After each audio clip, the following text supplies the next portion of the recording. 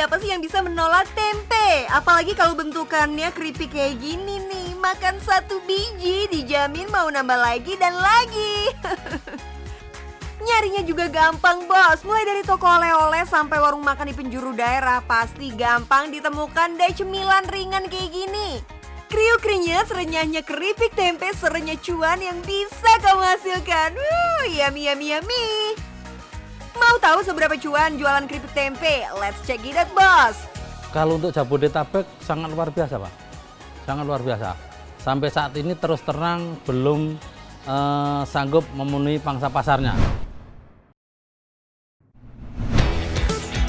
Nah, Pak Susilo yang produksinya udah ratusan kilo aja masih kewalahan loh memenuhi permintaan bos.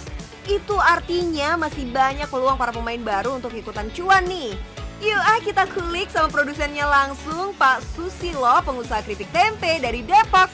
Boleh dong Pak dibisikin seberapa laris sih usaha jualan keripik tempe gini? Produksi harian sekitar 150 kilo per hari. Itu targetnya sebetulnya 250 kilo. Karena ada beberapa yang kontrak saya. Ada dari Bandung ada, walaupun cuma sedikit. Dari Bali ada, walaupun sedikit, ya, per hari 50 kilo, ada yang per hari 30 kilo. Tapi selain itu pangsa pasar saya sendiri paling tidak minimal 150 kilo.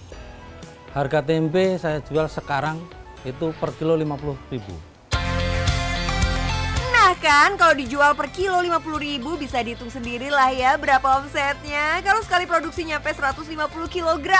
Kaliin sendiri ya bos, yang pasti cuannya bleber-bleber.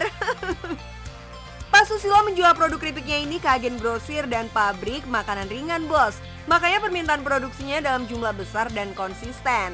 Tapi permintaannya nggak akan sebanyak itu kalau produk Pak Susilo nggak punya value alias nilai yang bikin keripik tempe jadi istimewa. Kelebihan yang bisa saya banggakan adalah dari segi pemotongannya, dari segi keseragamannya.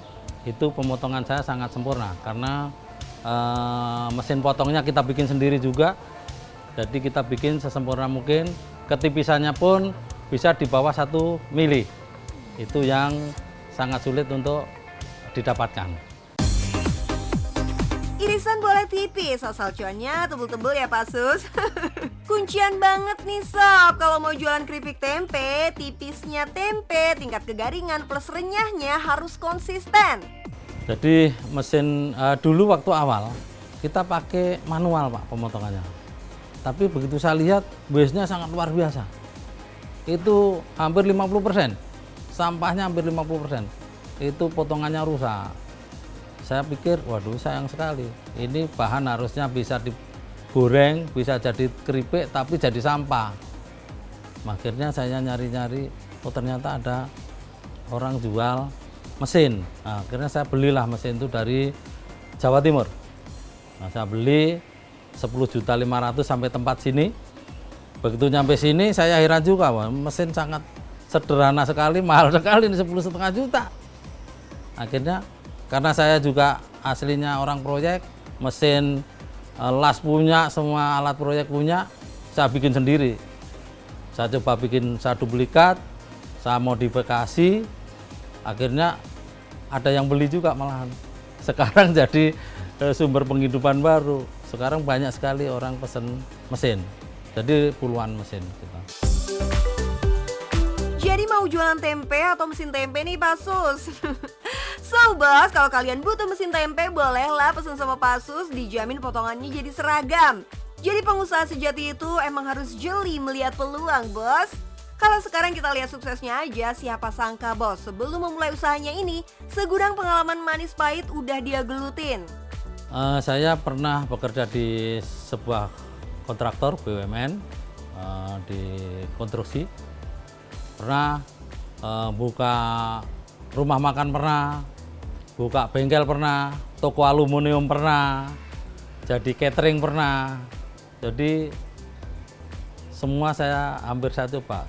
Untuk mie Jawa, mie ayam pernah. Jadi banyak sekali. Satu lagi nih bos, namanya pengusaha jangan ragu buat kerja total dari A sampai Z.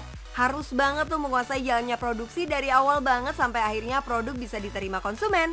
Jadi gini bos, tempe adalah salah satu produk yang sensitif. Banyak banget kendala yang harus dihadapi agar tempe dapat terhidang. Seperti harga bahan baku yang nggak menentu, kedelai tiba-tiba mahal, atau minyak untuk menggoreng yang tiba-tiba lenyap dari pasaran.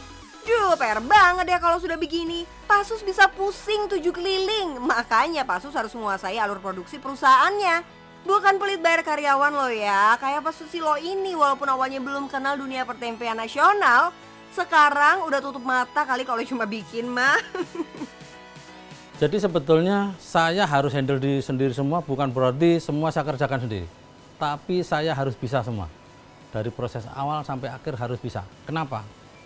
Kalau terjadi masalah terhadap anak buah, pekerjaannya kurang sempurna, kita bisa mengarahkan. Kita bisa kontrol gitu.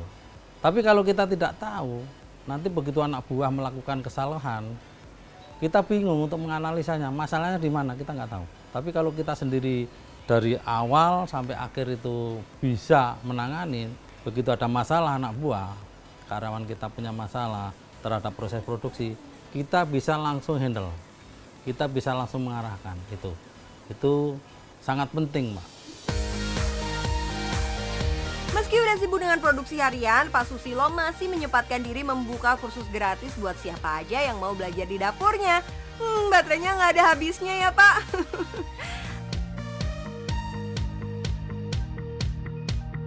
Tapi ternyata bagi-bagi ilmu gratis gini justru jadi berkah tersendiri buat Pak Susilo nih. Tamu-tamu yang belajar di sini kebanyakan adalah pelaku UMKM juga bos. Selain nambah jaringan, gak jarang malah komunitas kursusnya ini jadi penyambung rezeki di saat sulit loh. Selain itu, walaupun saya memberi pelatihan gratis, efeknya luar biasa juga. Produk saya meningkat juga. Sekarang jadi sumber penghidupan baru. Sekarang banyak sekali orang pesen mesin. Jadi puluhan mesin kita. Ya namanya rezeki emang nyampainya ke orang-orang yang mau bekerja dan berusaha ya bos. Memanfaatkan sosial media buat mendongkrak usaha kita sekarang ini emang wajib hukumnya bosku. Tapi nggak cuma bisanya supaya melulu nawarin dagangan aja loh ya. Membuka jaringan dan mencari pasar potensial bisa dimaksimalkan juga nih ternyata. Nggak heran kalau Pasu sering banget ketemu potensial buyer produknya gegara postingan menarik soal usahanya. Sosial media sangat luar biasa menurut saya. Walaupun saya terus terang sangat katrok sekali, sangat gaptek sekali. Tapi saya belajar, saya selalu belajar. Jangan kalah sama zaman ya bos, jangan minder kalau gaptek tipis-tipis mah, karena asal ada kemauan semua bisa dipelajari kok. Selain modal finansial ya, finansial memang penting, tapi yang paling penting bagi saya ya, itu semangat. Selama kita punya semangat yang luar biasa, pantang menyerah, insya Allah pasti berhasil. Nah bos, fix ya, daripada mager-mager bahan bobo siang doang, yuk digenjot semangatnya buat ngejar cuan. Mulai aja dulu, karena yang penting cuan bos.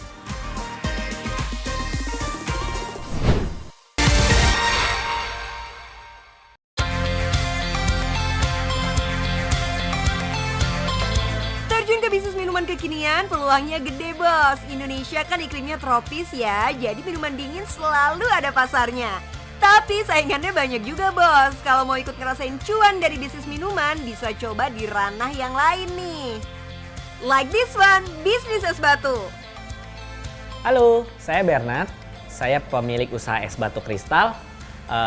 Emang sifat es batu kristal itu gampang cair, tapi cuannya ngalir bos. Mau tahu bisnis yang saya tekuni? Yuk ikuti saya.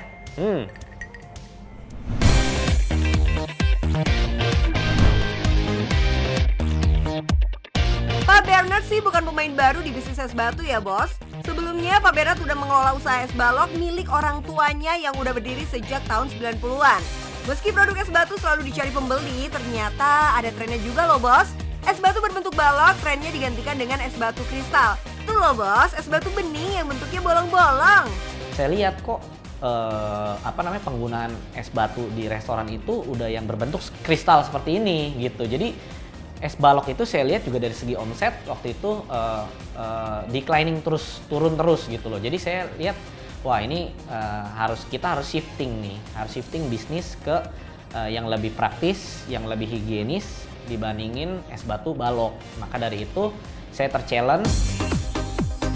Apa nih tantangannya? Pak Bernard harus mencari pelanggan baru untuk menjual es batu kristal.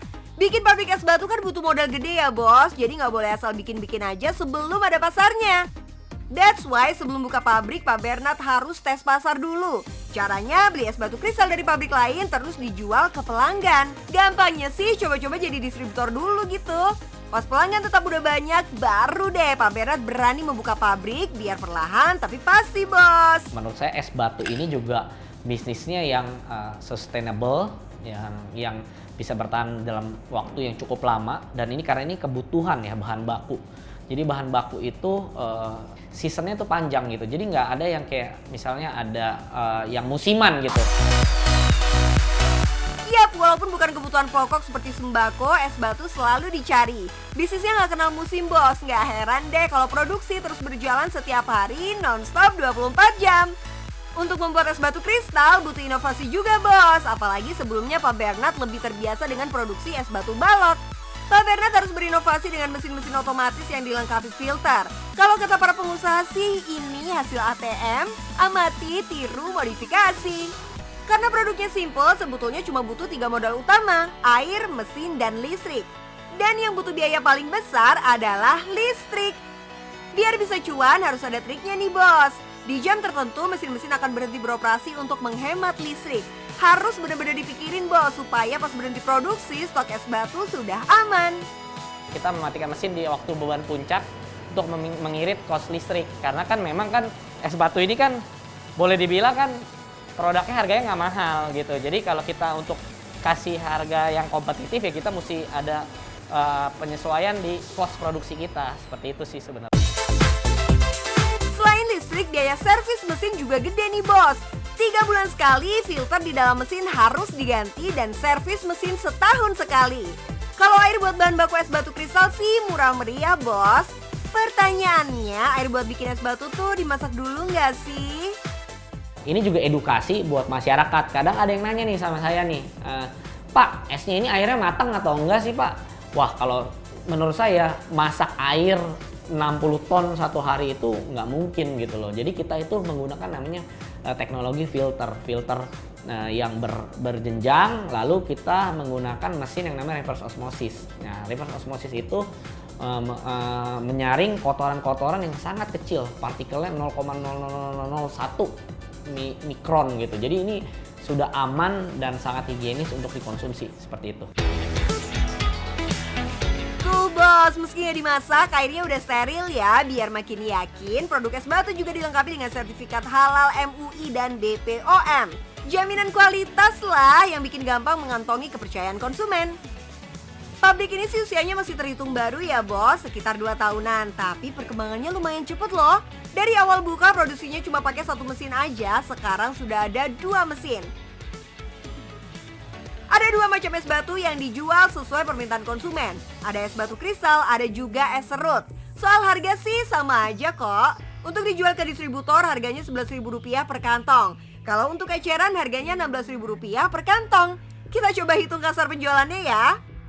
Kalau penjualan dalam sehari mencapai 1.000 kantong dikali harga distributor 11.000, total 11 juta rupiah udah di kantong nih bos. Dalam sebulan minimal omsetnya 330 juta rupiah. Meski penjualannya selalu lancar nggak kenal musim, tetap ada naik turun gara-gara cuaca ya bos. Kalau musim hujan penjualan bisa menurun 20-30%. Tapi pas lagi musim panas meningkatnya sama segitu juga. Jadi dibilang imbang ya imbang lah ya bos.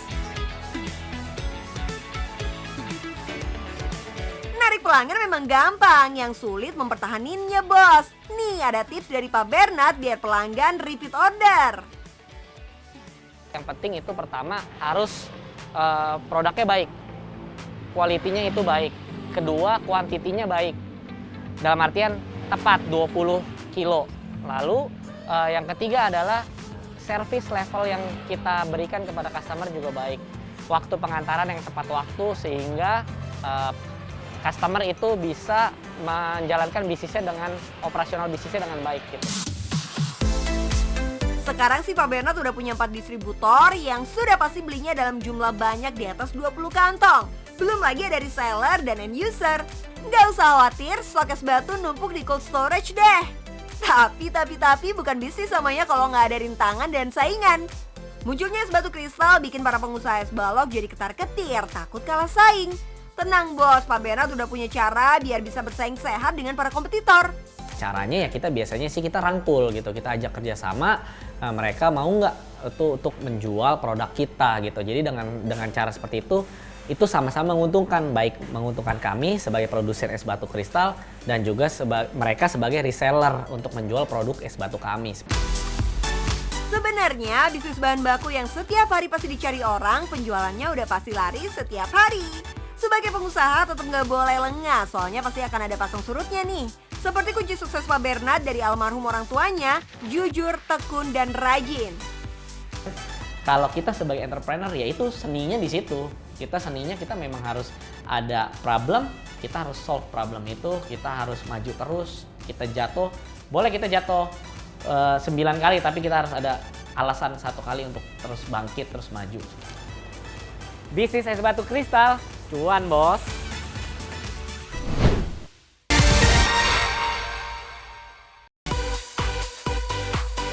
Seru kan bos, belajar dari pengusaha-pengusaha hari ini. Tetap saksikan Cuan Bos setiap Senin sampai Jumat jam 12 siang. Dan Cuan Bos Weekend hari Sabtu jam 1 siang. Bisnis berkah dan yang penting, cuan bos.